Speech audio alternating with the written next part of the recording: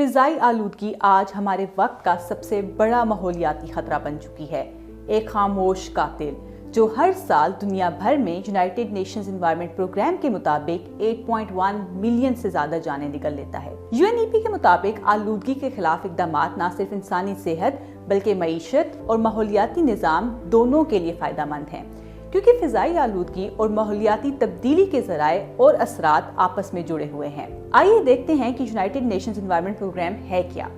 UNEP دنیا بھر میں حکومتوں کی معاونت کرتا ہے تاکہ وہ صاف ہوا سے متعلق قوانین مضبوط کریں، اخراجات کی نگرانی بہتر بنائیں اور نجی اور صنعتی شعبے میں پائیداری اور سرمایہ کاری کو فروغ دیں۔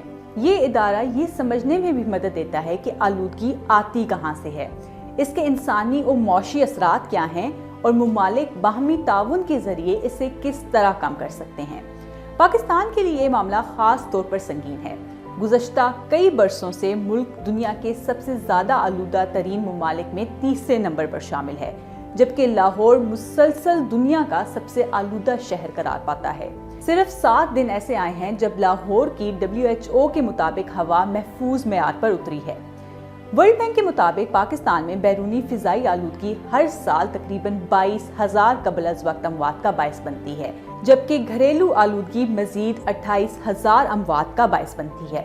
خراب ہوا پاکستانیوں کی اوسط عمر میں تقریباً 4 سال کی کمی لاتی ہے اور لاہور، پشاور، گجرانوالہ اور راولپنڈی جیسے شہروں میں یہ کمی 7 سال تک جا پہنچتی ہے۔ اس کے ساتھ ساتھ فضائی آلودگی کی وجہ سے ملکی معیشت کو سالانہ 7% GDP نقصان ہوتا ہے، یعنی تقریباً 365 ارب روپے، جس کا بوجھ سب سے زیادہ غریب آبادی اٹھاتی ہے۔ یہاں پر یہ جاننا ضروری ہے کہ یہ بحران محض قدرتی نہیں ہے بلکہ انتظامی ناکامیوں کا نتیجہ ہے۔ کمزور قانون نافذ کرنے والے ادارے، پرانے صنعتی اور ٹرانسپورٹ سسٹم، کھیتوں میں فصلوں کی باقیات جلانا اور اینٹوں کے بھٹوں سے اٹھتا ہوا دھواں، یہ سب مل کر وہ زہر بناتے ہیں جو ہم روز سانس کے ذریعے اپنے جسم میں انڈیل رہے ہیں۔ صرف اور صرف لاہور میں 42 لاکھ موٹر سائیکلیں روز سڑکوں پر روانہ ہیں اور پرانے ڈیزل ٹرک اب بھی وہی سیاہ دھواں اگل رہے ہیں۔ اب جبکہ موسم سرما قریب ہے، پنجاب ایک بار پھر اپنے سالانہ اسموگ ایمرجنسی کی طرف بڑھ رہا ہے، جب ٹھنڈی ہوائیں اور دھند آلودگی کو زمین کے قریب قید کر دیتی ہے، یوں فضا زہریلی چادر اوڑھ لیتی ہے۔ ماہرین کے مطابق اگر پاکستان ٹرانسپورٹ، صنعت، زراعت اور تعمیراتی شعبوں میں جدید کم اخراج کرنے والے طریقے اپنائے تو فضائی آلودگی 50% تک کم ہو سکتی ہے۔ برطانیہ اور چین کی مثالیں ثابت کرتی ہیں کہ مضبوط قانون سازی، مربوط حکمرانی اور سخت نفاذ سے دہائیوں کی آلودگی پر قابو پایا جا سکتا ہے۔ پاکستان کے پاس clean air policy, Punjab clean air action plan اور دیگر حکمت عملیہ پہلے سے موجود ہیں، مگر ان پر عمل درآمد نہ ہونے کے باعث یہ صرف کاغذی وعدے رہ گئے ہیں۔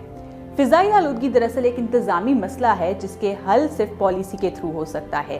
پنجاب حکومت نے اسموگ کے خلاف عملی اقدامات بھی شروع کر دیے ہیں۔ ان میں فوگ کینن شامل ہیں جو دھند کے باریک ذرات کو زمین پر جمع کر دیتے ہیں۔ اس کے ساتھ AI پر مبنی نظام اور اسموگ وار روم فضائی آلودگی کی نگرانی اور فوری رد عمل کے لیے کام کر رہے ہیں۔